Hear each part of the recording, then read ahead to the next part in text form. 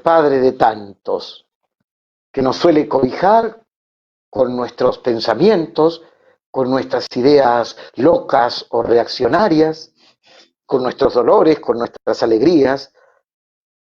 Le vamos a preguntar de dónde ha manado esa sabiduría y le vamos a preguntar en primer lugar en vísperas al Día de la Virgen de Itatí, al Día de la Patria, le vamos a preguntar qué es la patria, pero le vamos a preguntar antes cómo nació esta canción, por cierto, a su autor, al país, padre Julián Cini. País Julián, buenas noches, ¿cómo estás? Muy buenas, Víctor. Gracias por ponerme aquí de la gente, que es estar en medio de nuestro pueblo de una determinada forma, ya que no podemos estar como los otros años viendo las casas que veneran en su altarcito familiar con sus vecinos a la patrona de Corrientes, a la patrona de la región. Gracias a esta posibilidad nueva de la tecnología que nos permite comunicarnos. Claro que sí, te voy a contar porque es tan sencilla, pero es una historia que te puede explicar, y esta unión de María, nuestra Madre Santísima, y la patria, la patria argentina. El obispo Luis Stockler, mi obispo, quería a toda costa que hagamos una canción para la Virgen. Siempre me pedía cosas que pusiera en canción para la diócesis, para nuestras celebraciones, para nuestra liturgia. Y, por supuesto, yo me recostaba siempre en Marito Bofill, mi amigo, este gran chamamecero, gran autor, cantautor. Y entonces trataba de hacer algunos versos y me iba y juntos buscábamos la forma de que salga a volar hecha alguna poesía nuestra. Y hice una letra, hice unos versos para una canción a la Virgen de Itatí.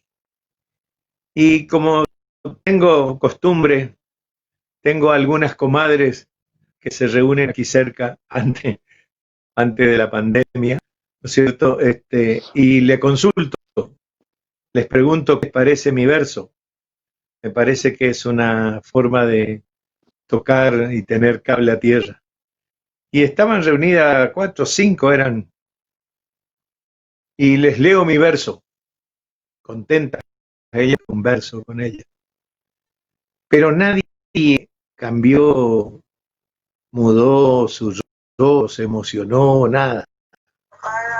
Yo veo que estaban re serias y les pregunto, ¿y qué les parece? Y entonces una, con toda confianza, me dice, padrecito, eso no es para nosotros. Escribiste un verso para los curas, que saben teología, estudian todito eso. ¿Por qué no hace una cosa más sencillita para nosotros?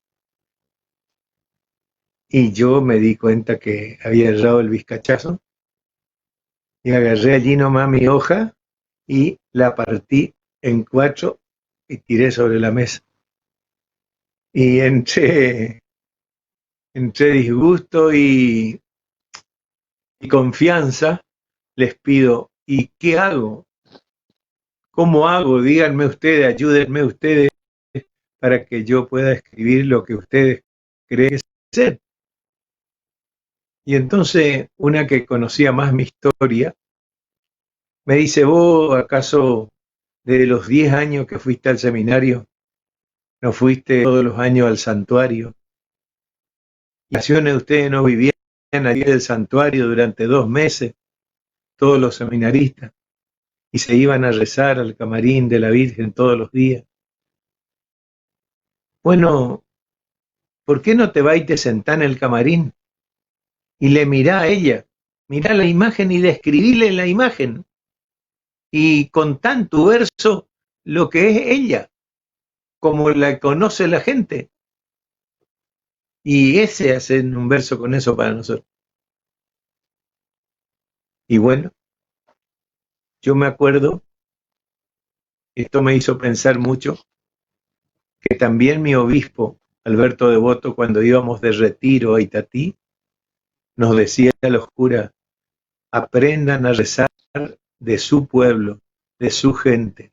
Siéntense el camarín y vean cómo reza el pueblo de su madre. Aprendan. Y entonces hice lo mismo. Volví, me fui al camarín, me senté y nació esta canción. Mirándole a ella, desde las estrellas que le coronan, su rostro morenito, su rostro guaraní, que es de nogal, y su cuerpito, sus manitos de timbó guaraní, arreglo después, según las tradiciones y costumbres. Yo he visto de vestirla y vestirla a esa imagen querida, preciosa imagen, según los que saben, hecha por manos guaraníes, de un tallador guaraní. Tiene 3 versiones la aparición de la imagen de Itatí. Una que la trajeron de una reducción incendiada, quemada por los bandeirantes de un pueblo del Brasil, de allá arriba de las cataratas. Otra que la talló gente especialista en tallar, en ese arte popular, en Yaguarón, Paraguay, donde se trabajaba mucho la madera, y una tercera versión que parece ser la más aceptable, como dice Pocho Roche, nuestro querido amigo, la talló un indio que iba con Fray Luis Bolaños, el gran misionero de la región y fundador con Hernandarias del pueblo de Itatí. Y que se habría tallado allí en el pueblito que se llamó después Tacua, del Yaguarón, del cacique Yaguarón, un pueblo que tiene historia porque fue el primer pueblo con quien se encontraron los españoles en 1527 cuando entró Gaboto por el río Paraná y se quedaron sin víveres y se acercaron a la costa y fueron muy por los guaraníes que le llenaron el barco de lo que necesitaban, zapa, yoba, tatama, y todo. Y parece que quedó una muy buena relación. Estos indios del antiguo Itatí. Entonces, para nosotros quedan esas, no importa si vino del Brasil, del Paraguay o de Corrientes, es decir, lo importante es que sí, y se quiso quedar de muchos modos. Hay una cosa muy linda que recordamos y lo cantamos de muchas formas en nuestras celebraciones, que la Virgen de Itatí es chamamecera, le gusta la música, y eso se basa en un hecho muy importante que está firmado y constatado por las autoridades de la ciudad de Corrientes que fueron a Itatí a ver lo que pasaba, y que fue una extraña mudanza en el rostro de la Virgen, un día en que tomó colores de vida y empezó a oírse una música rarísima, hermosa, que no se sabía de dónde salía, y que estuvo por varios días así, con todo el pueblo de los indígenas rodeando el pequeño santuario y alrededor de esa imagen. Desde entonces creemos que la música le gusta a nuestra madre como le gusta a sus hijos, a nosotros, esta querida Virgen. Y en la descripción yo no hice más que describir la imagen, esos ojitos negros guaraníes de nuestra querida muchacha, la puta. Y su nombre de Itatí, de Itá, Morotí, piedra blanca. La piedra blanca es la cal, la piedra caliza, que había allí en la huerta del río donde está Itatí, había una cantera de cal, y qué hermosura. Se sacaba la cal para blanquear las casas y para afirmar las calles que eran muy arenosas, y entonces la cal las compactaba. Es el Itamorotí que está en el nombre guaraní. Entonces, esa madrecita, qué nombre más clave, más cristiano que Ave María Purísima, como se decía antes, qué nombre más nuestro, tradicional, que llamarle Purísima, la pura y limpia, la Purísima. Por eso nos parece hermoso recordar de dónde viene ese nombre de Itatí, cantera de cal, y ella es la verdadera cantera puro de lo limpio, de lo divino, porque es la madre de Dios, porque en sus entrañas se hizo hombre nada más y nada que nuestro hermano, el Hijo de Dios, Jesús. Qué hermoso, cómo no cantarlo, pero todo eso puede ser una cosa y puede ser una descripción poética y puede tener todo lo que puede poner así el fervor, ¿no es cierto?, a veces hasta proselitista, de un cura o de un catequista, y sin embargo para mí no. Hoy, esta noche, mañana, y porque esta fiesta se repite 3 veces al año. Fíjate que está la fiesta litúrgica del 9, está la fiesta de la coronación el 16 y la fiesta de la fundación del pueblo de Itatí, que es el 8 de diciembre. Es decir, son 3 fechas en que se celebra la fiesta de la Virgen de Itatí. Por eso para nosotros es tan importante. En este momento está habiendo una cantidad impresionante en nuestros barrios de pequeñas celebraciones. Este año todo eso está sacudido por la pandemia, limitado, pero que se encuentran formas distintas de celebración, de compartir en nombre de la Virgen alguna cosa, alguna comida, alguna bebida. A mí recién me trajeron una jarra de chocolate con masas, con chipá, ¿no es cierto? ¿Por qué? Y porque hay que compartir la alegría de celebrar la fiesta de nuestra Madre. Nuestro pueblo está ido sanamente de esa presencia de la Madre de Jesús. Es tan fundamental para nosotros que esté María de nosotros. ¿Extrañás esta noche, Paí, estar en la apertura de aquella puerta y en el pueblo juntos a las 12 de la noche, esperando a las 12 de la noche para que salga la madre? ¿Extrañás este año no estar allí? Sí, sí, yo todavía estoy esperando el milagro porque eso es el 15 a la noche para la filmación, ¿no? Pero el año pasado ya me hizo pensar mucho. Yo pensaba por qué no estaba el arzobispo con nosotros para darnos su bendición esa noche, y el arzobispo estaba con un cáncer en la garganta, es decir, impedido de hablar.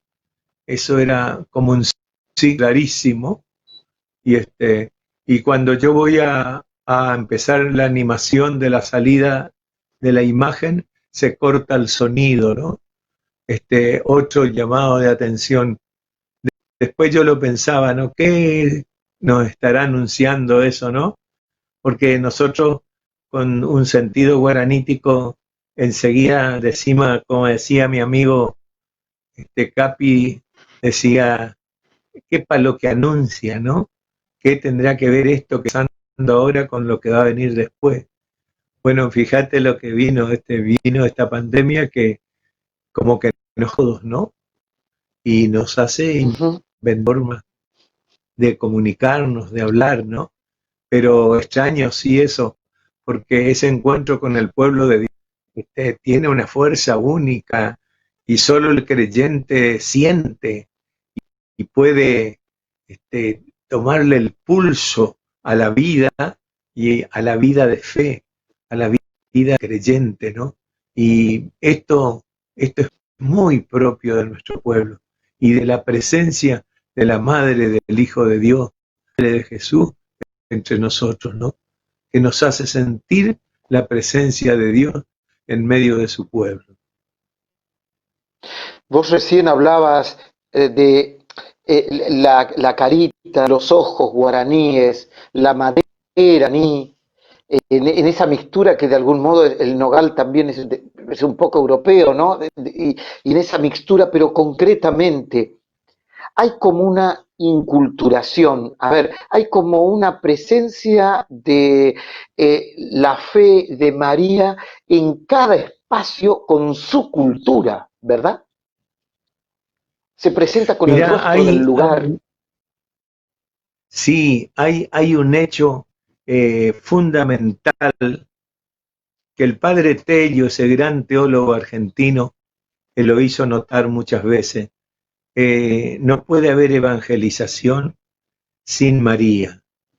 Es fundamental ella. Y hay gente que la deja de lado, o se olvida o lo prescinde, ¿no? Es muy triste porque la historia no es así. La historia es que estuvo presente hasta el final, al pie de la cruz, y acompañó al resucitado, a su hijo resucitado. Fíjate vos, y estuvo en medio de los amigos de Jesús que esperaron al Espíritu Santo. Yo pienso algún tiempo muy parecido, el tiempo con los 50 días entre la resurrección y la ida del Espíritu Santo en Jerusalén, el primer año del cristianismo, en que estaban los amigos de Jesús y estaba con la Madre de Jesús, con María. Yo pienso que esta de estar y de celebrar a la Virgen en estos días de la pandemia, en medio de nuestro pueblo que está limitado de tantas formas, que está sufriendo, pero que está acompañado por su madre, se parece mucho a ese tiempo que estaba gestando un tiempo nuevo. Yo creo que se está gestando en este tiempo con María, en medio de los pobres, de los creyentes, un tiempo nuevo, con proyectos nuevos.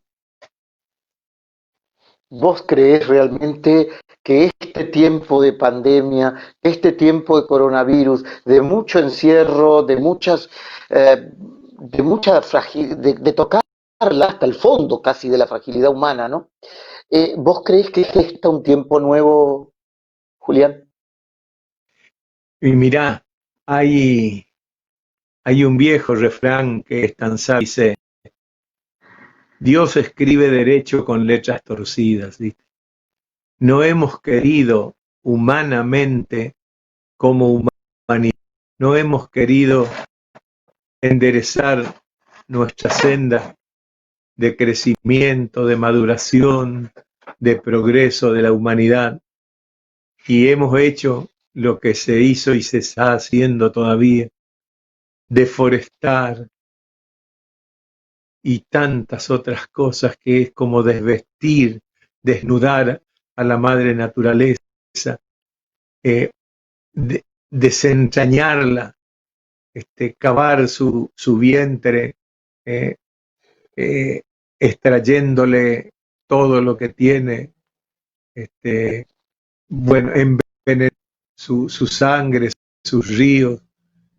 ¿Qué nos hicimos? ¿Qué nos estamos haciendo con nuestros experimentos atómicos y demás? ¿En nombre de qué? Generalmente en nombre de la codicia, en nombre de amontonar, de tener más, de dominar. Entonces, es como que no hay mal que por bien no venga, ¿no? Un sopapo nos despertó, por lo menos nos está haciendo pensar. No sé si todos van a pensar o repensar lo que estamos haciendo o lo que otros están haciendo, ¿no? Porque no son todos, es un grupo muy pequeño dentro de la multitud de la humanidad, los que se aprovechan del bien. Entonces, yo pienso que este tiempo que nos permite quedarnos, estar, pensar, recordar, pensar, proyectar, soñar, que nos permite ver al ejercicio de la solidaridad, aunque sea por necesidad, estando juntos, no solo en familia, que tanto nos hemos quejado, que la vida, que el trajín del trabajo y lo demás nos permite. Bueno, ahora ya no sabemos qué hacer con nuestro tiempo. Mucha gente incluso acusa de no saber estar juntos y explotan las relaciones, a veces familiares, las más humanas, por no saber nosotros comportarnos humanamente con los otros. Por eso es un tiempo que puede ser de gracia, de regalo, en medio de la gran desgracia que es esta mortandad y este peligro que significa la pandemia. Vos dijiste hace 2 párrafos atrás, dijiste la pandemia, dijiste el coronavirus, etcétera, vino a sacudirnos. ¿De qué nos sacude? ¿De qué nos tenemos que sacudir nosotros como pueblo, como personas, como mundo? De una serie de criterios, paradigmas, usanzas, modos que nos vamos inventando, no proponiendo, sino imponiendo.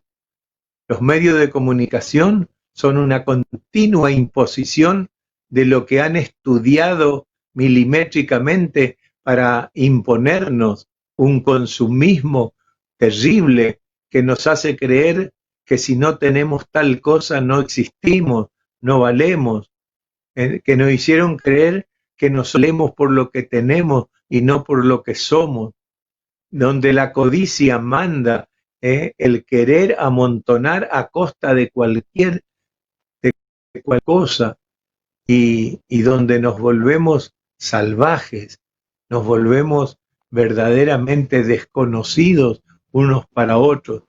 Por eso digo que es una oportunidad de reaprender humanidad, de reaprender a vivir juntos, a convivir, que eso es vivir. Nosotros hablamos de sociedad. ¿Qué clase de socios somos? De 3 de 10 se tragan todo y los 7 demás tienen que mendigar.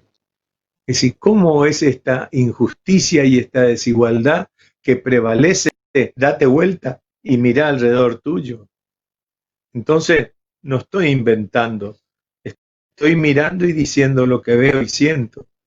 Entonces, fíjate vos qué importante que es todo este replanteo en serio de lo que somos y de lo que debemos ser y de lo que nos obligan a ser, imponiéndonos de distintas maneras. ¿Qué significó? Y acá vos me das pie con cada respuesta para 10 preguntas. Porque primero, ¿qué significó para vos la figura de María como sacerdote, ¿no? Porque conocemos al poeta, pero sabemos que ese poeta es un sacerdote, que eso es algo que atraviesa una vida.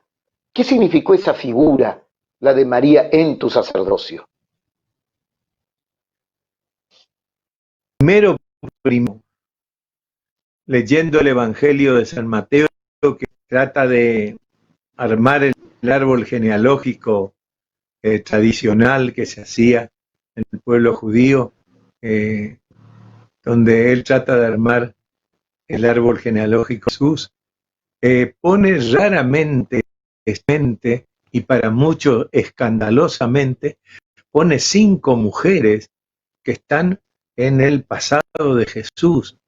Y Las 5 no tienen buena fama, al contrario, pero mujeres valiosas, importantes, que de otra manera no se las tiene en cuenta.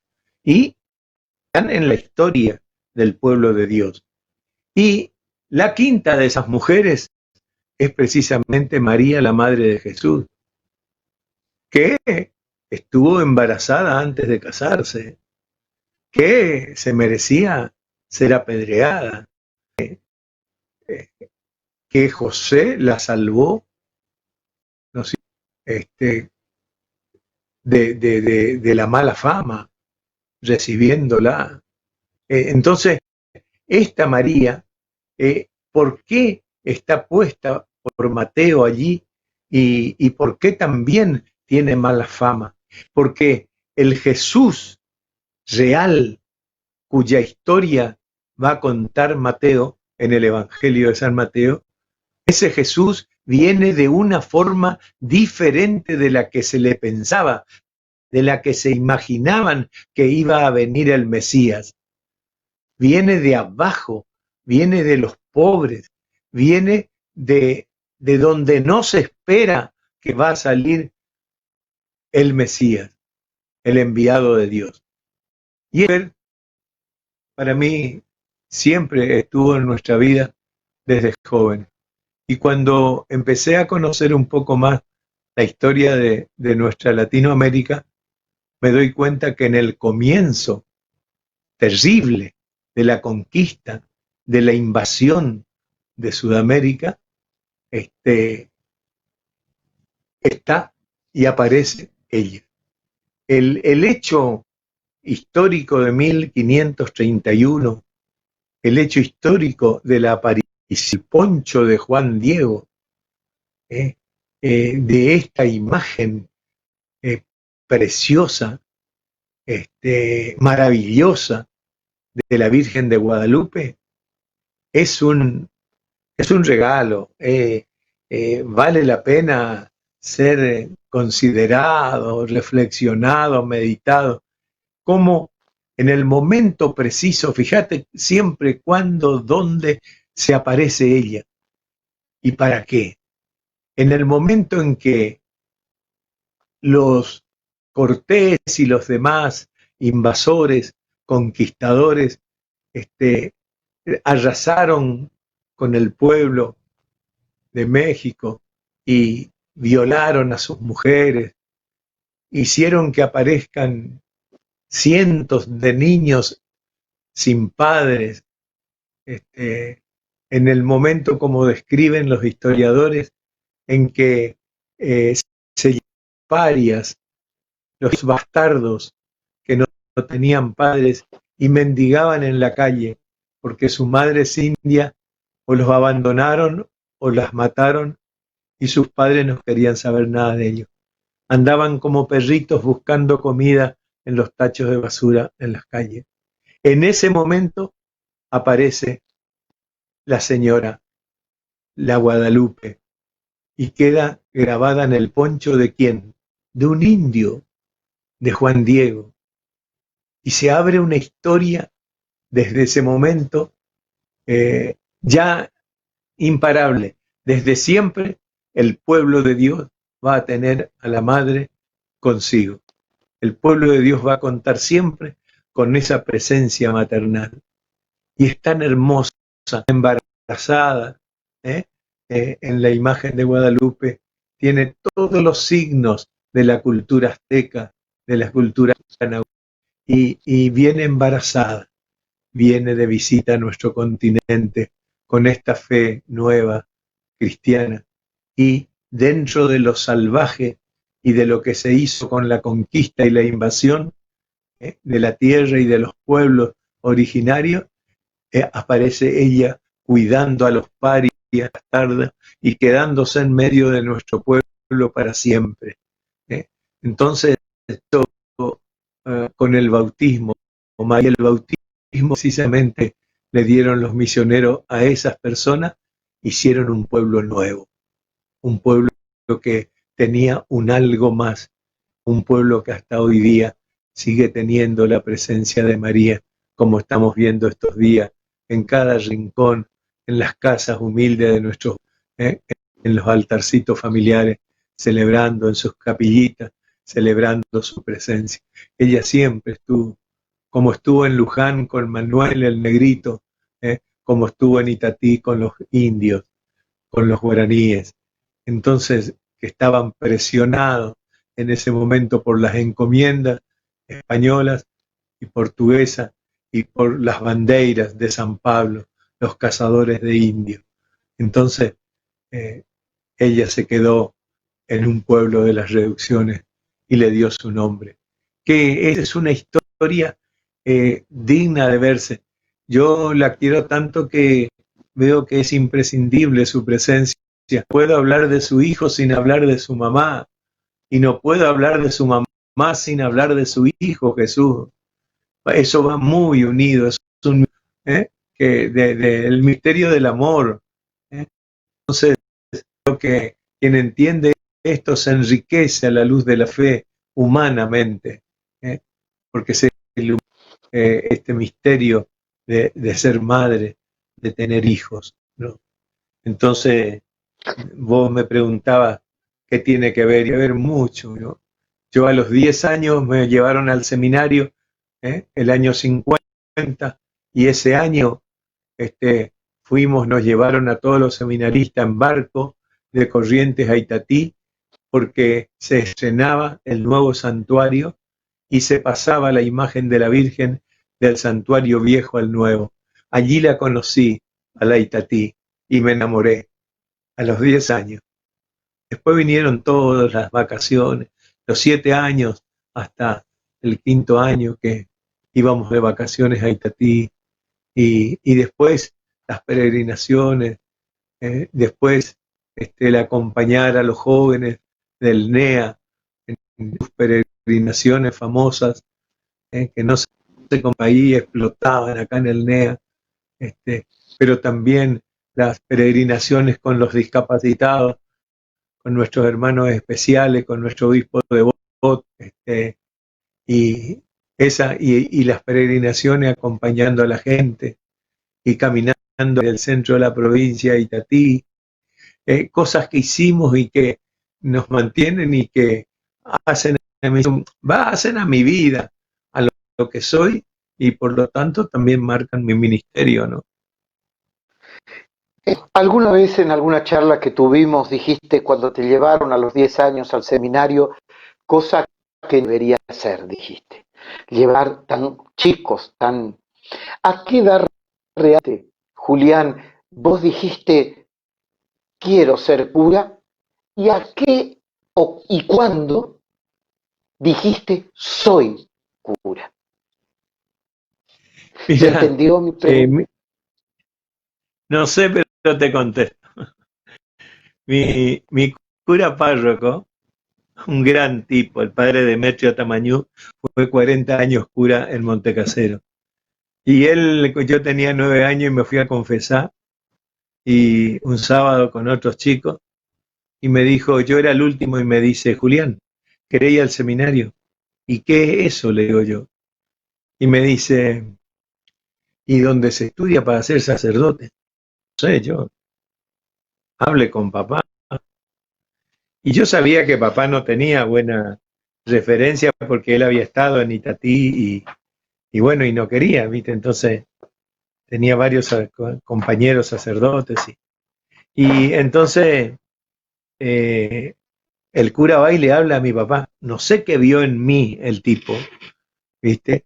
Pero es lindo para seguir la historia, ¿viste? Que él se va y habla con mi papá y le dice, mirá, Leoncio, vos querés que tu hijo estudie, ¿no? Y por supuesto, le dice papá, pero vos con tu sueldito ese en el Ministerio de Agricultura matando langosta, vos estaba de moda la langosta, no vas a poder, tenés cuántos, 6 hijos, ¿va? Y, y sí, le dice papá, viste, ¿qué le va a hacer? Cosa de pobre. Y le dice, ¿por qué no hacemos una cosa? Vos le mandás a estudiar, nosotros vestimos todo con las citas auxiliares parroquiales, y el tipo se va, estudia, y si va a ser cura, sale cura. Y si no va a ser cura, sale y le quedan los estudios. ¿Qué te parece? Y le convenció a mi papá. Lo que pasa que mientras tanto, que fueron 14 años y nada más y nada menos, 7 en el seminario menor en Corrientes y 7 en el seminario mayor de La Plata, filosofía y teología, en esos 14 años yo me pareció que ese era el camino y que iba. Y mi director espiritual, que era un gran tipo, ¿viste?, que me ayudó, me decía, Julián, si vos llegaste hasta acá y ¿Quién, perdón? pasaste por ¿Quién, lo que perdón? No se te entendió el se nombre, llamaba Julián. ¿Quién dijiste? Gabriel Galetti, ¿viste? Porque yo tengo todos los nombres en mis amigos que me acompañan en la vida.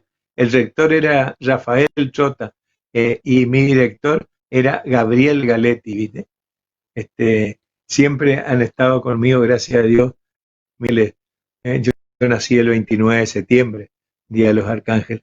Entonces siempre hay gente que me acompaña con su nombre. Y bueno, viste, todas estas son las creencias de un cura de pueblo que, bueno, trata como aprendió. Entonces, te venía diciendo que en ese trayecto Que de los 14 años, mi director espiritual me dice, Julián, tú tenés que ser cura. Dios te ha marcado con todo esto por este camino. Y él me ayudó en la poesía, me ayudó en todas las cosas que él creía que era bueno y que yo podía desarrollar, me ayudó muchísimo. Y bueno, y llegó el momento en que un año antes, no, en ese momento se aparece la nueva diócesis, y nosotros pasamos a ser de Corrientes a la diócesis de Goya con el obispo nuevo Alberto Devoto.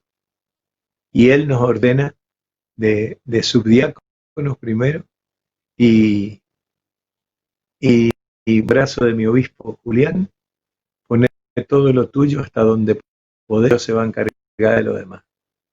Y así es, así estoy hasta ahora.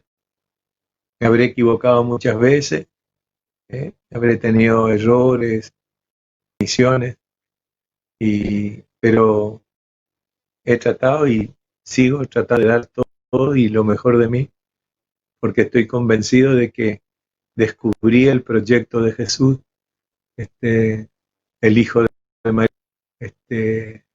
Si la tenía tan cerca María, imagínate que cuando aparece su Hijo Jesús, que empezamos a descubrir en los evangelios su vida y su proyecto para la humanidad, que se llama el reino de Dios.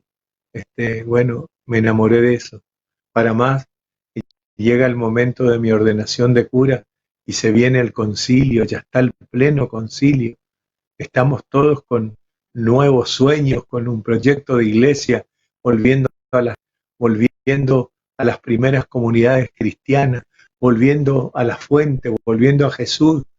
Es decir, el Concilio Vaticano II fue un regalo de Dios y fue algo que se estampó en nuestro corazón y nos marcó un proyecto de iglesia que nos costó caro después porque no se acepta el proyecto, no se aceptó el proyecto de iglesia que sí, se lograron cosas en la misma iglesia, pero en la sociedad se tuvo por y por tantas otras cosas.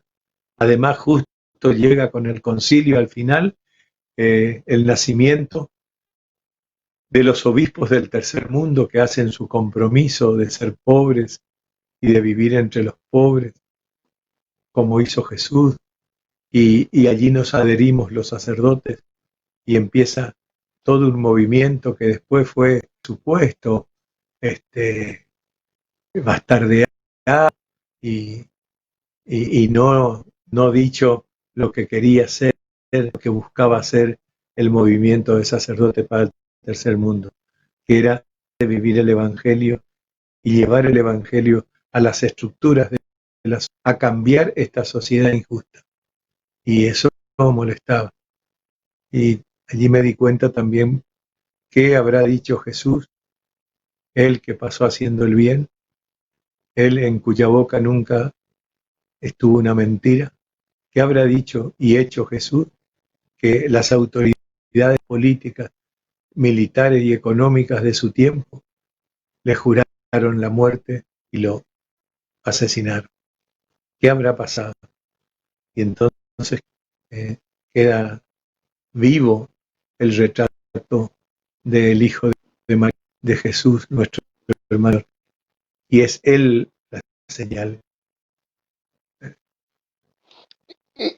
Julián, cuando decís eso, uno no puede dejar de pensar dos cosas, ¿no? La primera, hoy te decía de qué se tiene que sacudir el mundo y nosotros con este coronavirus. Como sacerdote te pregunto, ¿de qué se tiene que sacudir la iglesia en este tiempo? Y mirá, estamos como encordados, ¿viste? El ismo nos enflaqueció la liturgia, ¿viste? Hacemos cosas por cumplido, desde los textos litúrgicos, que muy bien siguen la tradición y lo demás, pero que vivimos traduciendo, ¿viste? Yo me cansé de traducir del latín al castellano y del castellano al yopará nuestro, ¿viste? Entonces, no estamos haciendo, como nos pedía el concilio, una expresión propia con la lengua vernácula, los sentimientos y expresiones culturales de nuestro pueblo. No estamos inculturando el Evangelio de Jesús. Estamos inculturando culturas que hemos heredado o de Grecia o de Roma y de otros pueblos, ¿no es cierto? Y no el evangelio solamente. Y entonces la gente muchas veces rechaza ¿eh? La noticia vestida de formas culturales de otros pueblos, cuando tendrían que insertarse en la propia cultura que somos y desde allí, desde adentro, expresarnos. Todo eso fue lo que yo también me planteé cuando tuve que leer un lenguaje poético para los versos, ¿eh? ¿De qué forma hablo? ¿Cómo habla la gente? ¿Cómo hablaba Jesús? ¿Cuál era el criterio de Jesús? Y lo que le enseñó su mamá y su papá, no otros, su idioma, sus costumbres, sus creencias. Y allí en eso vivir la buena noticia que traía Jesús. Por eso este es un planteo muy serio de la inculturación. Fíjate, creo que está muy bien planteado, este es un tema para otra charla, de lo que fue ese encuentro en Roma sobre la Amazonia. Y en este momento están saliendo varias cosas sobre el tema de la oración.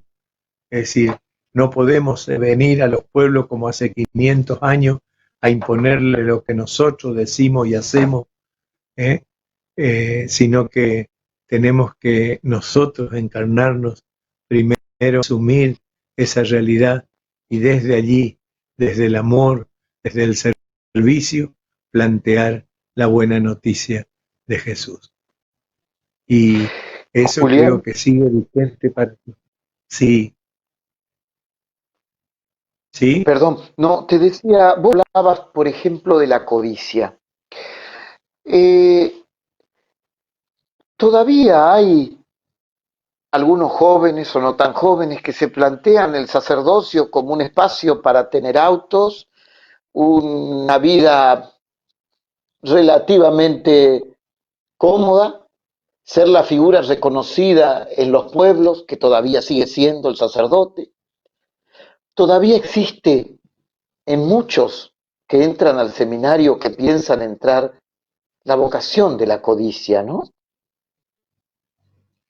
y sí es terrible porque no solo es un vicio actual de la sociedad, de una sociedad basada en el materialismo y en la codicia económica y en el consumismo, Entonces, es muy fácil copiar y adaptarse a eso.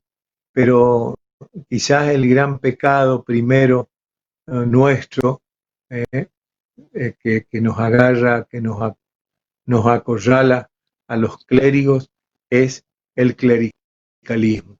Es la enfermedad que nos viene de usar nuestro ministerio como jerarquía, como poder, como sí, como hacernos poderosos y por lo tanto dueños de muchos y sobre todo de las decisiones de los demás.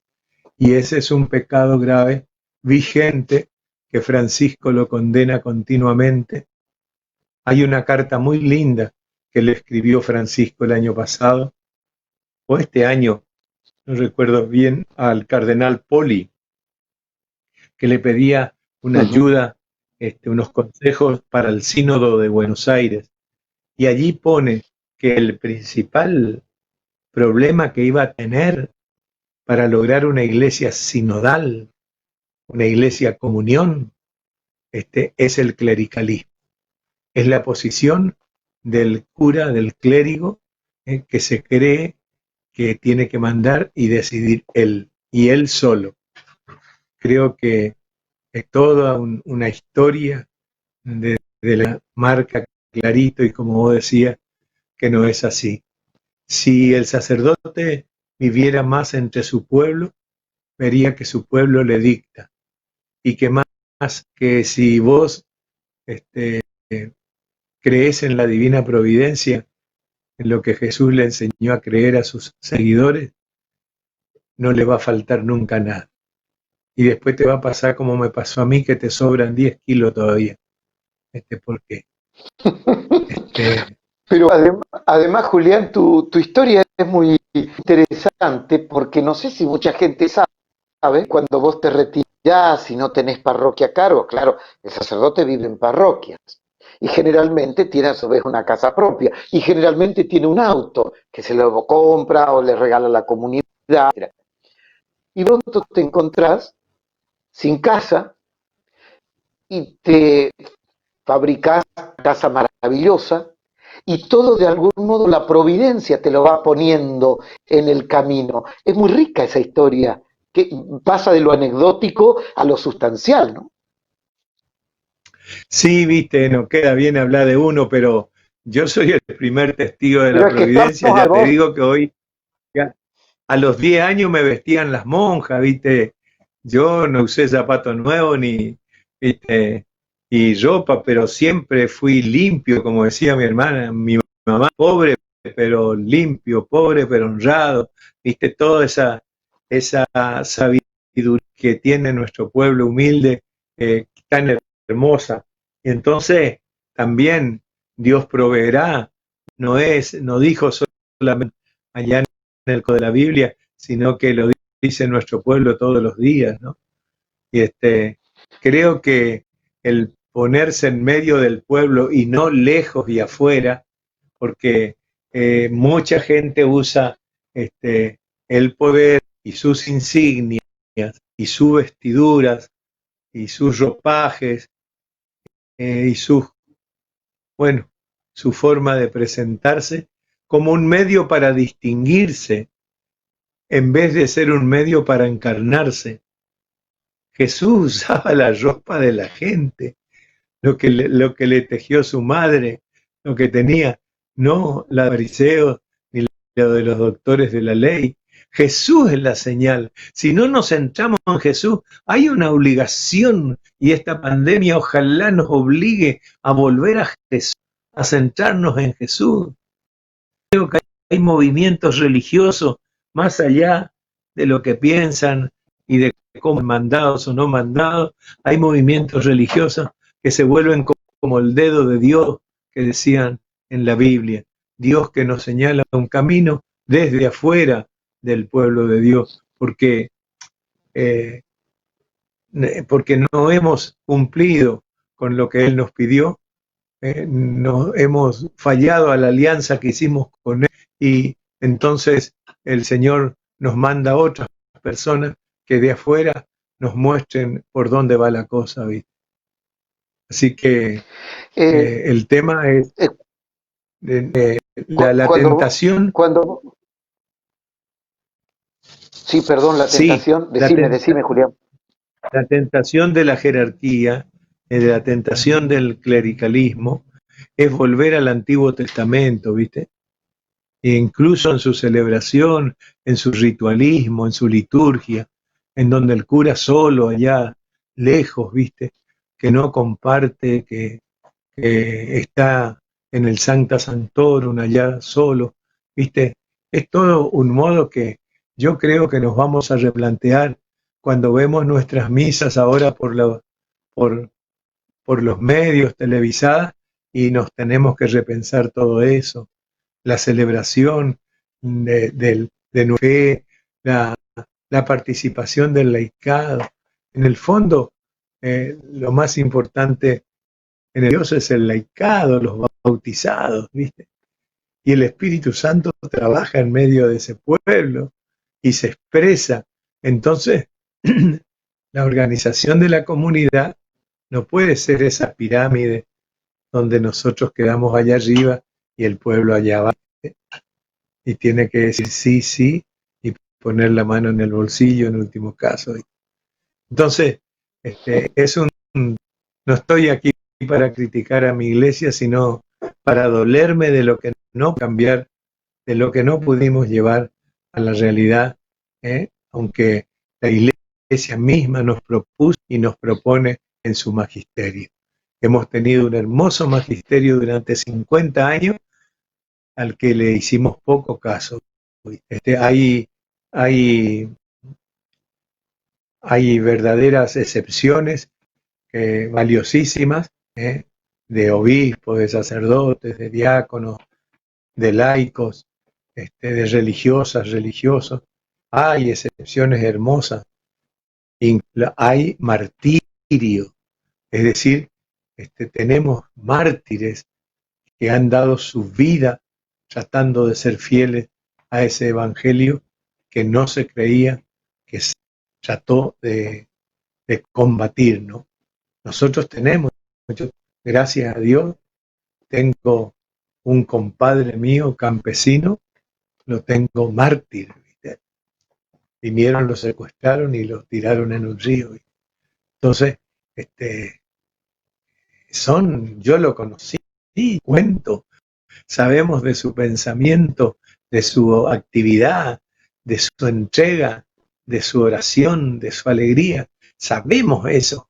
Y eso es una riqueza. Quiere decir que dentro de nuestros defectos, no nos podemos quedar con los defectos. Hay muchas cosas que se hicieron porque el Espíritu de Dios camina en medio de nuestros problemas y en medio también de nuestros pecados.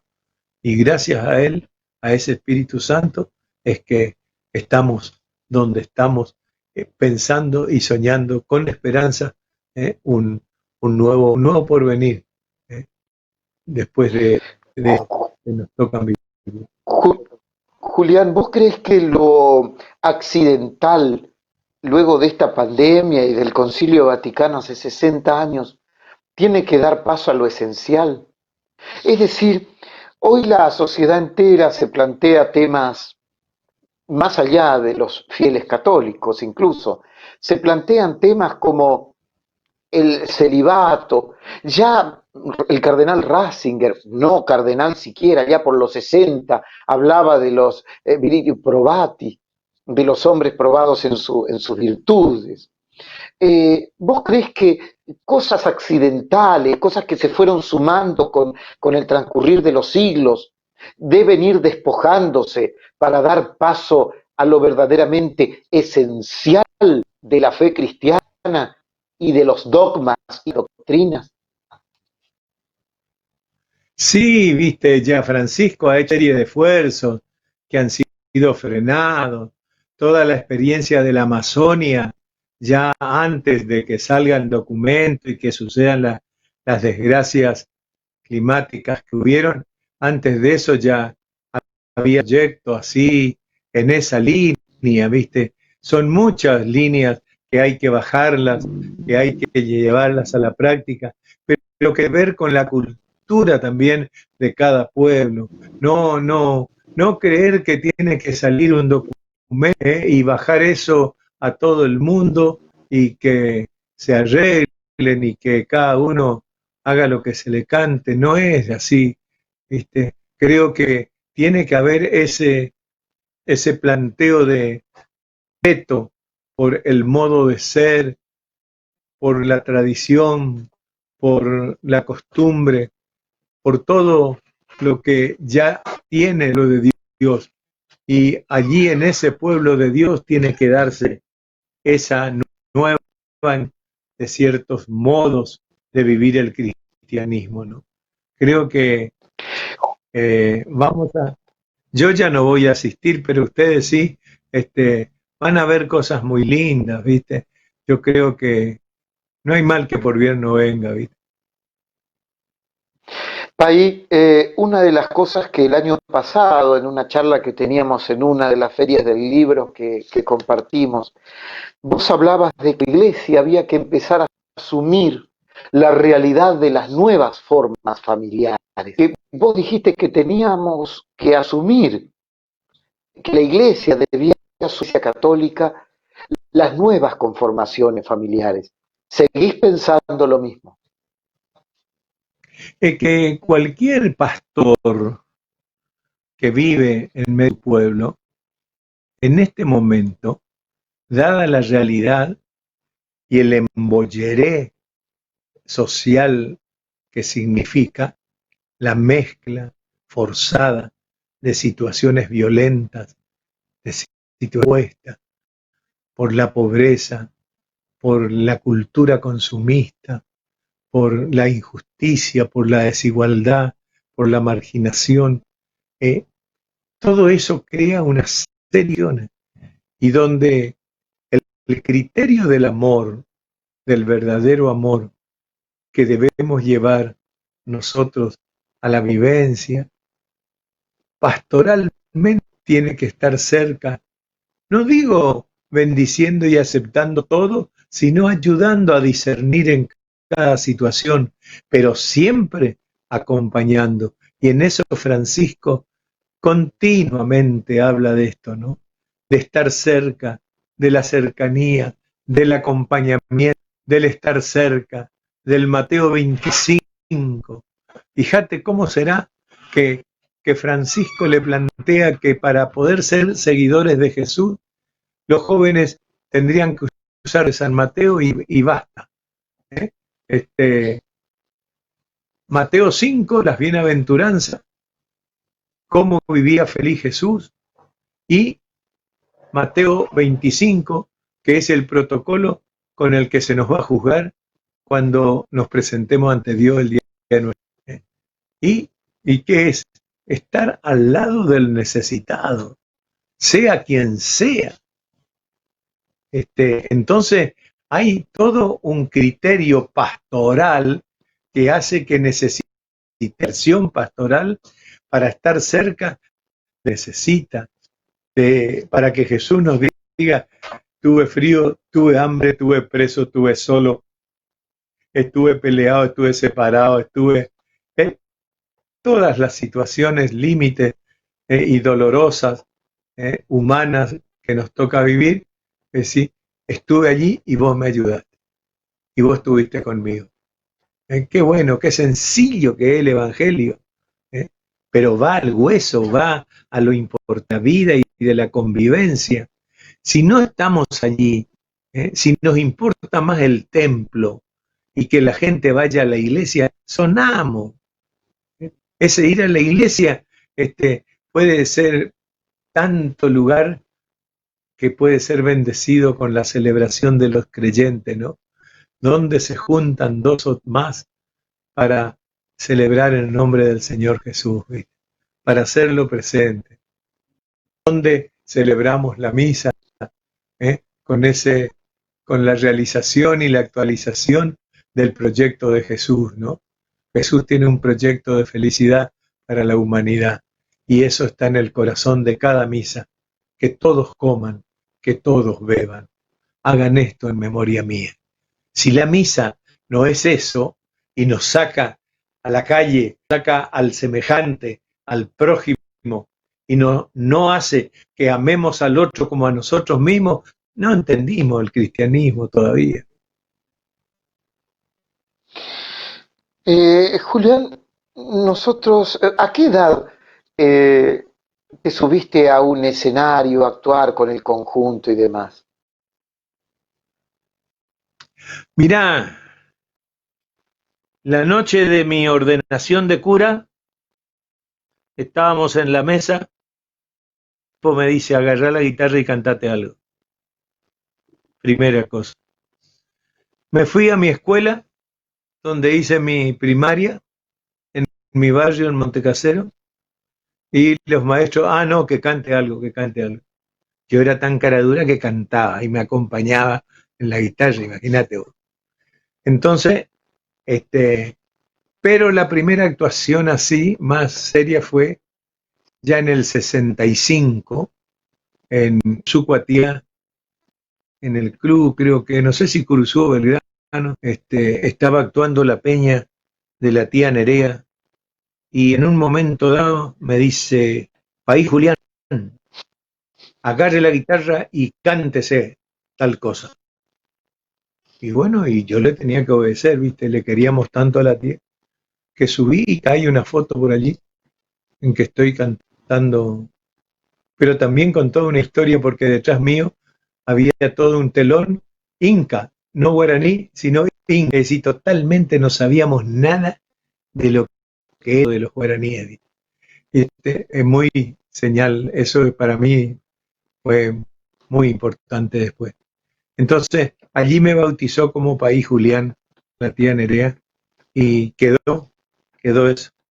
Y después ya, bueno, cuando vine en el 70 a Mercedes y me empecé a juntar con los muchachos, y yo tenía cosas que hacía por mi cuenta, y decidimos hacer algo nuevo y a crear juntos, y, y descubrimos las misiones jesuíticas, y descubrimos al pueblo guaraní con su cultura, su teología, su religión, su modo de ser, su ñanderecó. Allí empezamos, teníamos de sobra para fundamentar y de empezar a descubrir y a anunciar los valores de identidad que la veíamos reflejada en nuestro pueblo, ¿no? Y así a nosotros buscar el chamamé, el origen del chamamé, nos llevó a encontrarnos con un ser propio que tiene nuestro pueblo y que es expresado muy fuerte en el chamamé. ¿Qué es el chamamé?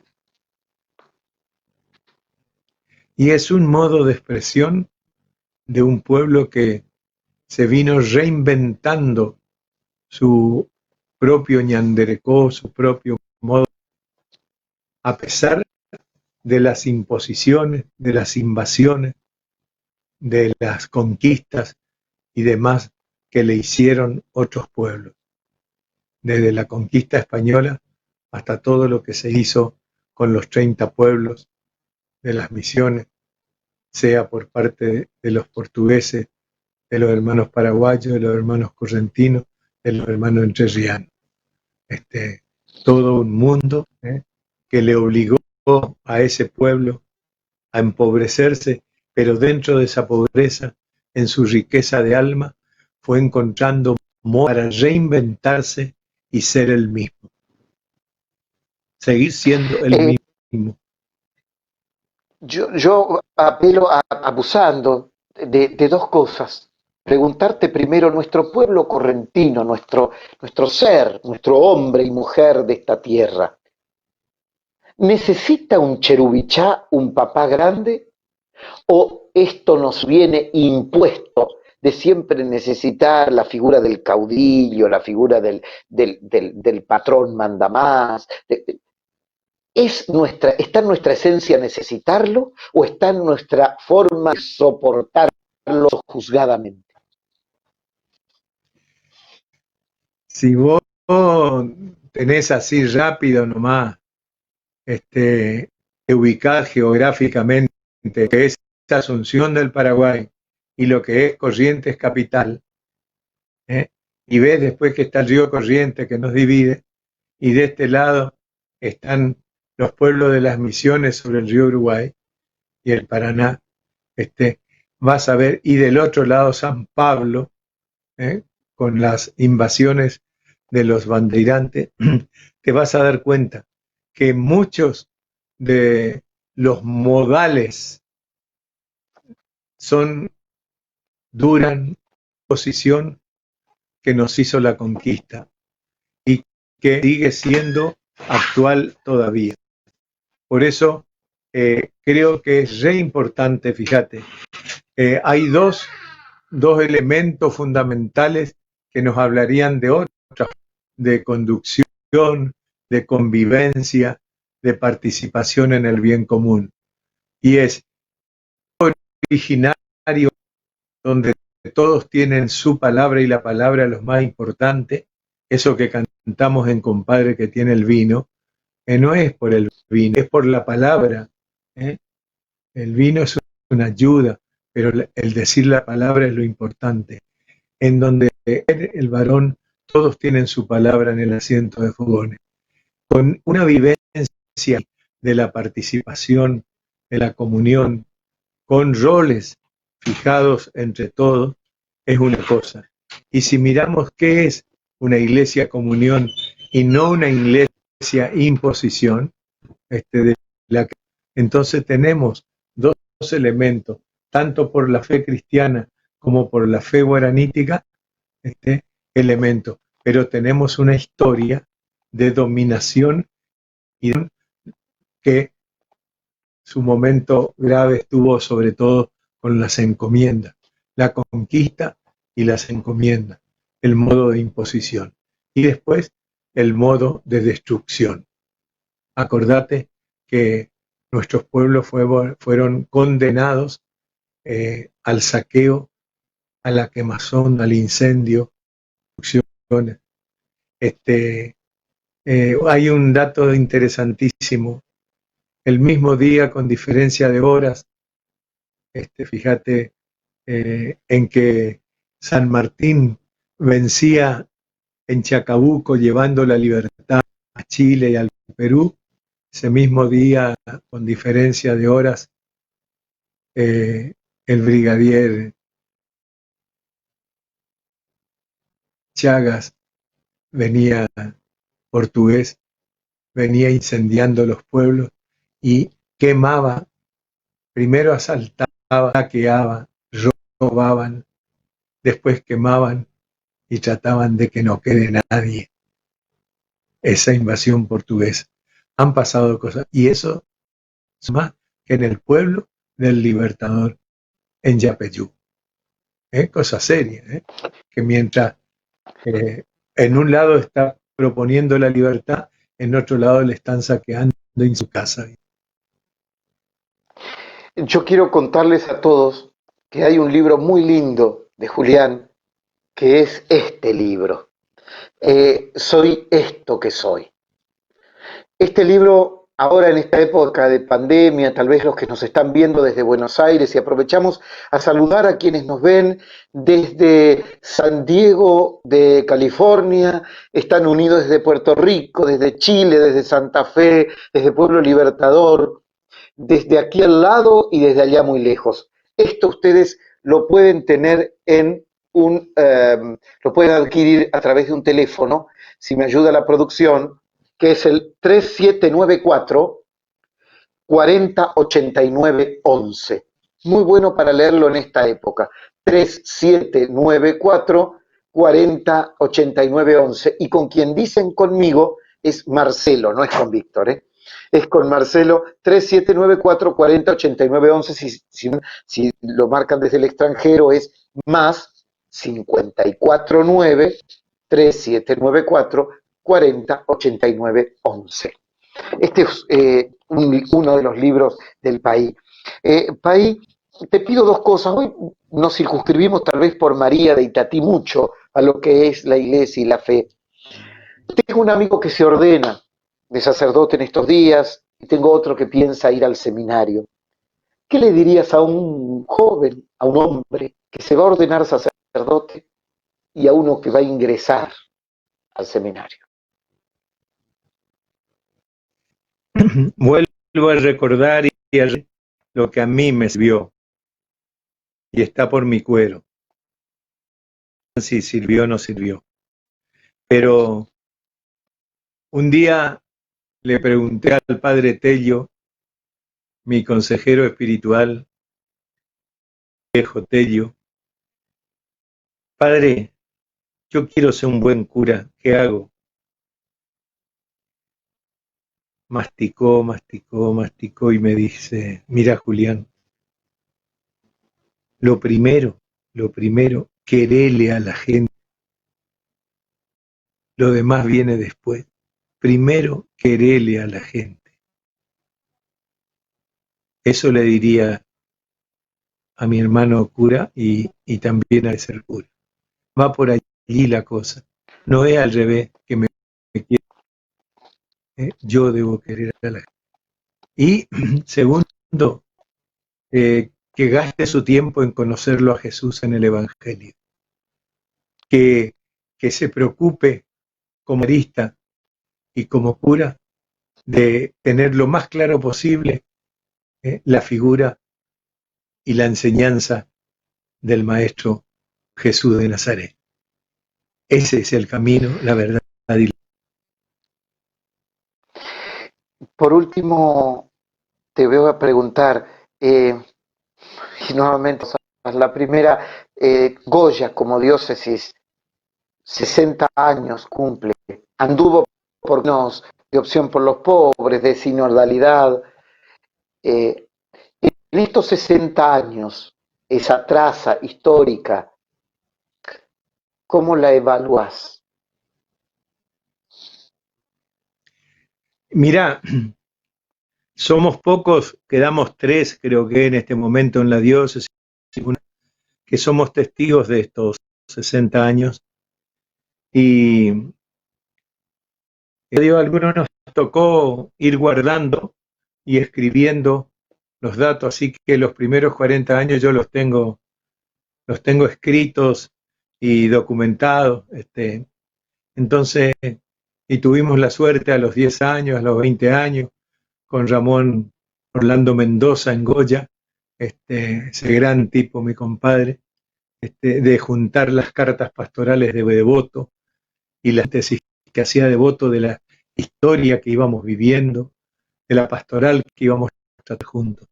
Entonces, para mí es muy importante, pero yo dividiría así la cosa. Si miramos la diócesis de Goya, empieza en el año 60, pero no empieza en el aire, empieza en Corrientes. Entonces, para mí es muy importante saber y recordar y valorar cómo era la fe de ese pueblo correntino, para saber si sigue siendo y si sigue teniendo los valores que encontramos, para ver qué hizo después con eso Monseñor Devoto, ¿no? Cómo asumió Virgen como patrona de la diócesis, cómo asumió las novenas, la fiesta patronal de los santos, con el novenario, bueno, y el culto a los difuntos. Entonces, hay una serie de elementos que tenemos allí y todo lo que quedó en las familias como fecha. Ese es un tema. Después está el tema de qué iglesia nos planteó el concilio. Y allí tenemos constituciones, los 4 documentos fundamentales del Concilio Vaticano II. Primero, ¿qué es la iglesia? ¿Qué es su liturgia? ¿Qué es la palabra de Dios? Y tercero, ¿cuál es la relación de la iglesia con el mundo? Esos 4 documentos son clave, y todavía no lo hemos aplicado del todo, pero ya significaron mucho. Y entonces, allí es importante qué iglesia queremos, la iglesia que refleja a ese Dios Trinidad, ese Dios comunitario, Padre, Hijo y Espíritu Santo, y que es un pueblo de Dios, de bautizados, todos iguales en dignidad, y que recién después de eso viene la jerarquía como servicio y no simplemente poder.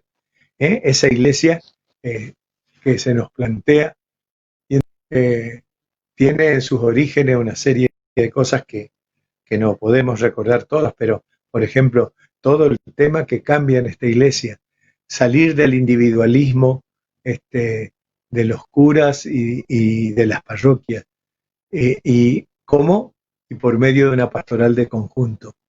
Durante 7 años nos acompañó un pastoralista, el canónigo Bular, que lo traían nuestros obispos del NEA, y empezó todo un movimiento en nuestras iglesias diocesanas del NEA, que fue la primera región pastoral de Argentina, y se armó en torno a eso, cómo vivir una pastoral de conjunto, es pastoral de la iglesia. Bueno, eso trajo una serie de cambios en la iglesia. Pero después está todo el cambio en la catequesis, el cambio en la liturgia, la inculturación de la como, como nuestro obispo apoya y empieza con la misa correntina, con Romero Maciel, la Monita Galarza, cómo se estrena en la misma catedral la misa correntina, es decir, y nosotros le vamos agregando cantos a todos los momentos celebrativos del fe, y así tenemos todo un concierto nuevo, muy rico con el chamamé y con nuestra música, tratando de vivir la innación. Eso es muy serio, ¿no? Después todo el uso, cómo usar la Biblia, la palabra de Dios, ¿no? Hay un documento para eso y nosotros hemos tenido la Semana Bíblica como una herramienta muy importante, ¿eh? Cómo se ha trabajado los grupos de oración alrededor de la palabra de Dios, después las comunidades eclesiales de base alrededor de la palabra de Dios. Verdaderamente hay toda una historia muy rica, con el acompañamiento del equipo del padre Marins, por ejemplo, o del padre Decio, que nos acompañaron en el uso de la palabra y en la Ahí, pero vivencia comunitaria de la palabra. muchas de esas cosas se fueron desvaneciendo con el pasar del tiempo. Licuando, O ten- sí señor. Y precisamente por los mismos problemas que vimos antes, porque evidentemente eso necesita una opción. Yo quiero vivir un estilo que es comunitario y es de conjunto y es de participación, delegación y no de clericalismo. Entonces, se pasó por esas etapas y están vigentes, ¿no? Está el rechazo a todo eso también dentro de la misma diócesis. quien escucha tus canciones, quien escucha tu poética, eh, muchas de ellas llevadas a la música, eh, encuentra una síntesis perfecta de principios o de los teológicos en esas canciones, ¿no? Nuestro Dios hizo el cielo y la tierra, nuestro Dios es como Dios, es el Dios Ñanderú, Dios Yahvé, es el Dios de Jesús, es decir, una simbiosis, sí, con una fuerte presencia de los principios teológicos, pero una inculturación. ¿Cómo se logra, cómo lograste vos eso en la poética? ¿Es un trabajo, es algo que fluye o es de ir rompiendo como aquel María de Itatí primero? Eh, Mirá, ten en cuenta los criterios de mis comadres, sí, viste, de hablar como habla la gente. En eso nos ayudó muchísimo el Instituto de Cultura Popular, INCUPO, que nos ayudaron muchas veces, mucho tiempo, a cómo generar las cosas y a cómo expresarnos. Eso me sirvió muchísimo. Y después la facilidad del verso, pero también siempre teniendo presente la teología que nos fue enseñando la Iglesia. Hemos tenido un magisterio muy claro, pero que no se conoció del todo y que no se aplicó del todo. Pero los que quisimos, y yo tuve el privilegio de estar a nivel nacional con el episcopado y con el Consejo Nacional de Pastoral y como delegado de la diócesis, eso me sirvió mucho para mantenerme de lo que la Iglesia iba diciendo. Tuvimos la bajada del concilio a Latinoamérica, con Medellín especialmente, después con Puebla, pero tuvimos aquí San Miguel para nosotros, que son documentos que nos ayudaron y donde yo no invento nada. Yo trato de poner al alcance de lo que yo iba recibiendo. Entonces, haber sido fiel a esa enseñanza, y lo puedo buscar en cada documento para testimoniar que podemos hacer así, y que se podía hacer un canto, una poesía, una expresión religiosa que involucre nuestro modo de pensar, nuestra creencia y un modo de expresar cristiano serio, ¿no? Julián, ¿sos feliz? Gracias a Dios, gracias a Dios. Sinceramente, ahora que después de los 80 tengo que pensar, me acuesto y miro para arriba al techo, estos días me con una abuela, cómo se murió su hijo joven, y mientras estaba en los últimos días de su enfermedad, dice que cada día que se encontraban le daba un beso y decía, ¿y qué tal? Y él le contestaba, un día más, un día más. Y creo que es importante aprender a vivir el día, ¿no? Yo creo que esta pandemia también nos ayuda a eso, que a descubrir la vida. A mí la enfermedad y el cáncer me ayudaron a valorar lo pequeño, ¿no? Tanto en los gestos de los médicos, de los enfermeros, como de la gente que te cuida, que te contiene, a descubrir lo pequeño.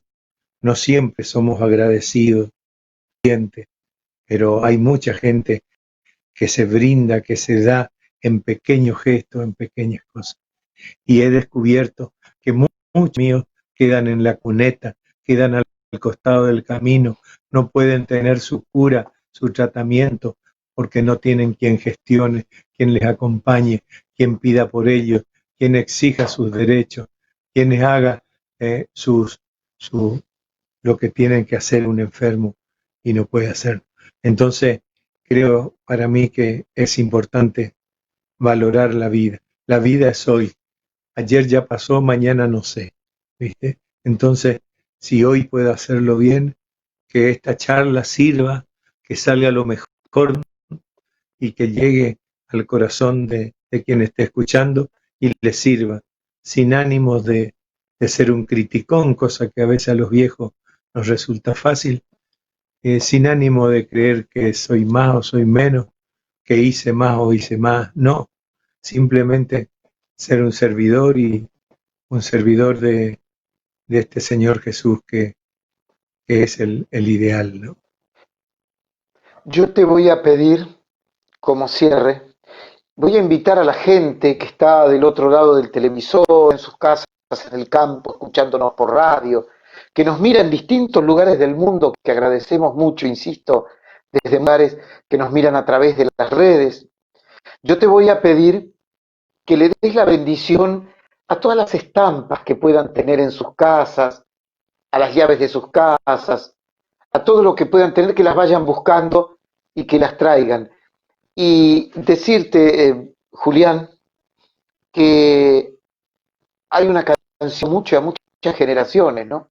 Peregrino de la Esperanza, ¿no? Hay una canción que marca siempre cada de las juntadas de amigos, que tiene la palabra, compadre, que tiene el vino. ¿Hay algo que esté dando vuelta en este momento por tu cabeza? ¿Qué estás pensando? ¿Has escrito algo en los días? Sí, vos sabés que hicimos unos versos y una canción con Mario para este tiempo de la pandemia, ¿viste? Y a ver si lo tengo aquí por cerquita. Ya, A ver, te esperamos, porque es algo que Seguro que... Está. A ver. Sí, nosotros le pusimos una expresión guaranítica que usamos mucho todavía en el Yopará, en la mezcla de castellano-guaraní, para significar algo que era atención y cuidado, ¿no? Frente a lo cual, porque puede ser peligrosa o puede ponernos en peligro. Y la expresión es chaque, ¿viste? El nombre de nuestros versos se llama chaque. Te la digo y que sea bendición, decir bien, es decir, decir lo bueno, decir lo que queremos de parte de nuestro corazón, que quede en el proyecto de nuestro Dios para bien de todos. Dice así, después al final voy a hacer una bendición chiquitita, bendiciendo, diciendo la oración que nos enseñó Jesús. ¿Quién iba a decir, amigo, que algo podría pasar? ¿Quién inventó esta pandemia y su triste mortandad? ¿La madre naturaleza o la misma humanidad? Pensalo. Pensalo y no tengas miedo, que es la peor enfermedad. Sí, Señor, me quedo en casa para cuidarme y cuidar a los míos y al que pase la misma necesidad. No hay mal que por bien no venga, dice un antiguo refrán. Necesito reaprender un poco de humanidad. Se dice y todos sabemos en el campo y la ciudad que hay dos vacunas que el pueblo tendrá que ponerse ya. La que nos mandan y la solidaridad. Que nadie se salva solo, te salvas con los demás. Pero, disculpen, yo desconfío, como el gallo Zacuapé. Siento que me están robando mi propio modo de ser. Me prohibieron el abrazo, la reunión y el ñemboé, la fiesta y el bailar juntos, vivir el chamamé. Por favor, no se acobarden con tanta necesidad. Salud, comida, trabajo, familia, inseguridad. Si el cuero es nuestro maestro, ya sabremos reinventar un modo que nos convenga de justicia y de igualdad. Por ahora, se dice y todos sabemos, en el campo y la ciudad, que hay dos vacunas que el pueblo tendrá que ponerse ya, y la solidaridad. Que nadie se salva solo, te salvas con los demás. Sí, Señor, no puedo salvarme solo, me salvo con los demás. Chaque. Qué maravilla. El bien decir con el pueblo y para el pueblo. Debemos Víctor, aprender mucho, Julián.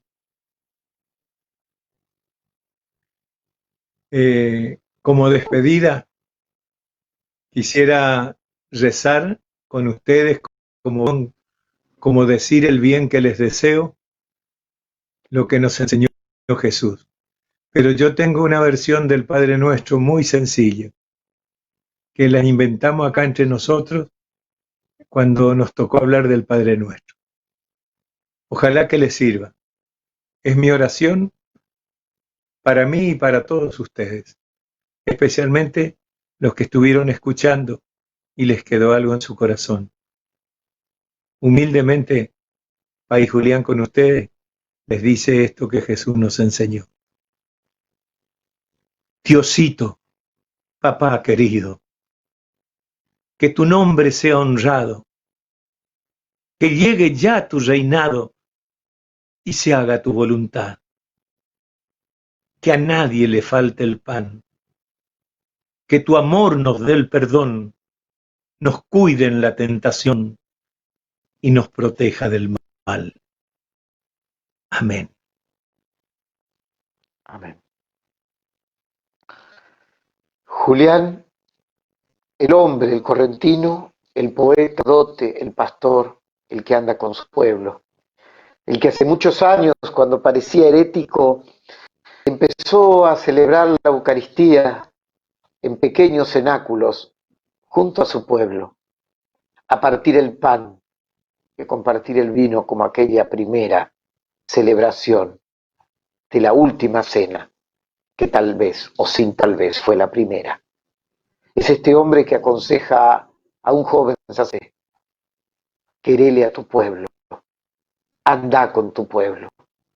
Es el hombre que habita la palabra, pero una palabra que nace del silencio, que no se sube a un escenario por fama ni por reconocimiento, sino que es una prolongación de su contemplación activa de la realidad.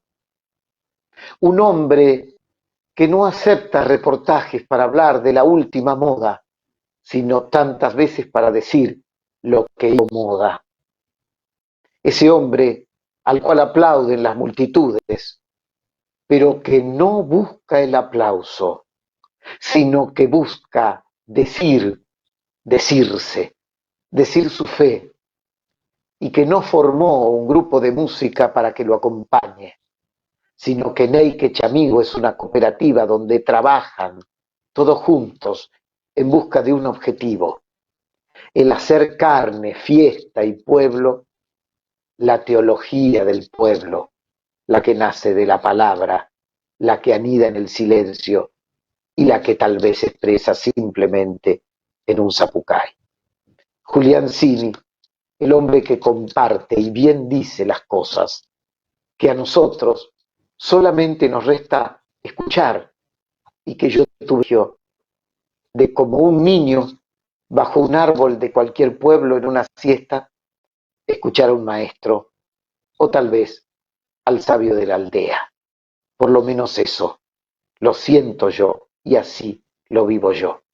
Al país Julián Cini, padre quiere decir país en guaraní, al país Julián Cini, al hermano y al amigo de todos, muchas gracias por tu tiempo, gracias por esta noche y por este encuentro.